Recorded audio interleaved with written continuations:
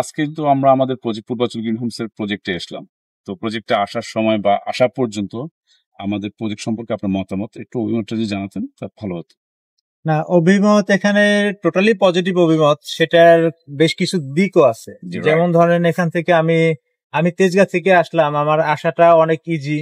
যেমন আমি এক্সপ্রেসওয়ে পাশাপাশি এই আপনার 300 ফিট হয়ে যে আসলাম এখানে, খুব দ্রুত সময়ের মধ্যে একটা ভালো জায়গায় পৌঁছাতে পারলাম অল্প ডিউরেশনের মধ্যে। এটা একটা ফ্যাক্ট, কারণ মানুষ এখন দেখে কমিউনিকেশন কত দ্রুত কোন জায়গায় পৌঁছানো যায়, এটা একটা ইস্যু। সেকেন্ড আর একটা ইস্যু হলো যে জায়গাটা খুবই নোন একটা প্লেস। যেমন ধরেন চতুর্দিকে রাস্তা, আমি বলবো যে এই পাশে একটা মেন রোড, এই পাশে একটা ভায়া রোড, ওই পাশে একটা ভায়া রোড।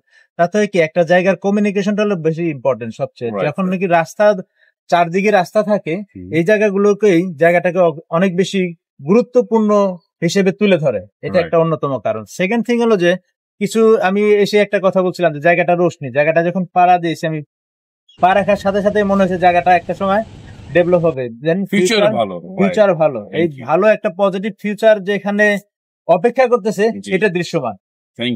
এটা দৃশ্যমান।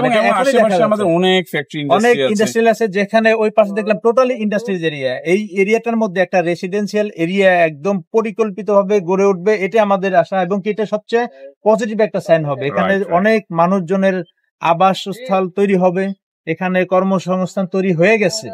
আমরা কি করি, আমরা দেখি যে যেখানে আমাদের কর্মসংস্থান আছে তার পাশাপাশি যদি আমি থাকতে পারি, এটাকে আমি সবচেয়ে বেশি গুরুত্ব দেই। আমি জব করবো এখানে, আমি খুব দ্রুত ওয়াকিং ডিস্টেন্সে আমি এখান থেকে বাড়ি থেকে অফিস করবো, বাসা থেকে অফিস করবো, এটাই আমরা চাই।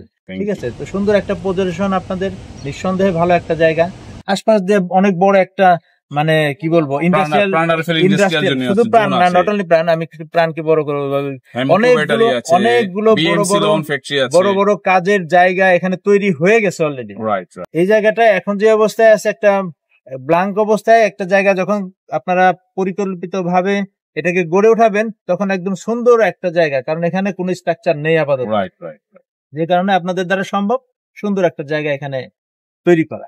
সবাইকে প্রোভাইড করা আমাদের যারা। Thank you very much sir, আপনার জেনুইন মতামত দেওয়ার জন্য। এটা আমার ওপিনিয়ন, এখন আমি যেটা দেখলাম সেটাই বললাম। আর আমি বলবো যে আমার মতো আরো যারা আছেন ঢাকায় বিভিন্ন কাজে, বিভিন্ন অফিসে, বিভিন্ন জব হোল্ডারে আছেন, আসেন, দেখুন, ভিজিট করুন, আপনাদেরও ভালো লাগবে। আমি সবাইকে বলতেছি thank you very much sir, আপনার জেনুইন মতামত দেওয়ার জন্য। Thank you. আসসালামু আলাইকুম।